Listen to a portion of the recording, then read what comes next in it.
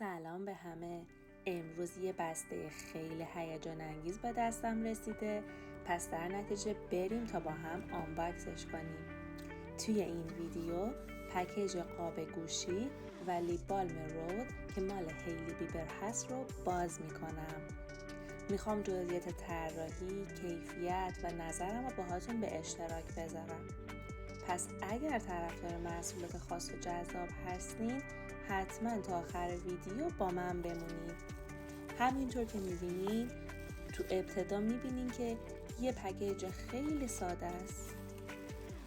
یکی از ویژگی های فوق‌العاده این محصول رنگای خیلی جذابشه که چشم هر کسی رو به خودش جلب میکنه. این سری محصولی که من سفارش دادم رنگش برای کالکشن فصل پاییزه، پس بریم با هم ببینیم چه رنگیه.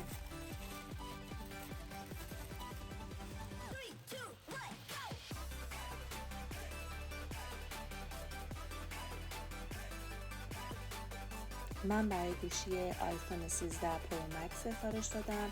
شما خیلی راحت میتونید مدل گوشیتون رو پیدا بکنید و با لیپ بالمی که دوست دارین ستش بکنید. اینم از لیپ بالم. اصلا هم نگران نباشین، اگه لیپ بالمتون تموم بشه میتونین جداگونه فقط لیپ بالم رو سفارش بدین و جایگزین قبلی بکنین. اونی که من سفارش دادم رنگ توست هست.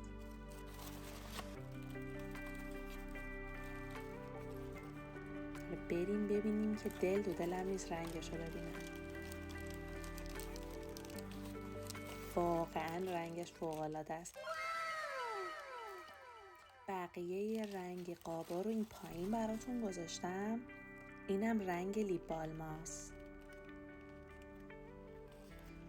شاید قاب گوشی تو نگاه اول یه کمی بزرگ به نظر بیاد، اما باید بریم پکش رو باز کنیم ببینیم چجوری خوش‌تست هست یا نه. جنسش شبیه قابای سیلیکونیه. آره فکر کنم واقعا سیلیکونیه.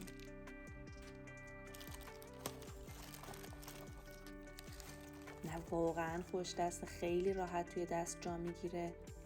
نکته جالب ترش اینه که لیپ بالم یه جوری هوشمندانه پشتش طراحی شده که اصلا هیچ مزاحمتی برای شما ایجاد نمیکنه. فکر نمی کنم وقتی که گوشی رو برمیدارید یا بذارید، آره فکر نمی کنم لیپ بالمش بیفته، یعنی اصلا از جاش تکون نمیخوره. میشه گفت یه ترکیب عالی از زیبایی و کاربردی بودنه. این فقط شروع ماجراست. قرار کلی محصولات جذاب دیگر رو هم براتون آنباکس کنم. پس منتظر ویدیوهای آینده من باشید و حتما همراه هم بمونید.